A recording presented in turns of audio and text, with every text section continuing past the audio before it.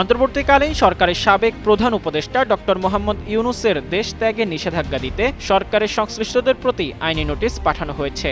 সোমবার সুপ্রিম কোর্টের আইনজীবী এম আশরাফুল ইসলাম এই নোটিশ পাঠান। হামেদ টিকাকে রাষ্ট্রীয় ব্যবস্থা থেকে বেসরকারি খাতে দেওয়ার সঙ্গে জড়িত থাকার অভিযোগ তুলে এই লিগ্যাল নোটিশ পাঠানো হয়। নোটিশে ডক্টর মোহাম্মদ ইউনূস ও সাবেক সব উপদেষ্টা সহ ২৪ জনের দেশ ত্যাগের নিষেধাজ্ঞা চাওয়া হয়েছে। আইনি নোটিশের বিষয়টি ফেসবুকে পোস্ট করে জানিয়েছেন আইনজীবী এম আশরাফুল ইসলাম। তিনি বলেন, হামের মতো টিকাকরণের ব্যবস্থাকে রাষ্ট্রীয় ব্যবস্থা থেকে বেসরকারি খাতে দেওয়ার অশুভ ও অপরাধমূলক কর্মকাণ্ডের সঙ্গে জড়িত থাকার কারণে ডক্টর ইউনূস সহ সব উপদেষ্টার দেশ ত্যাগের নিষেধাজ্ঞা চেয়ে লিগ্যাল নোটিশ প্রেরণ করা হয়েছে।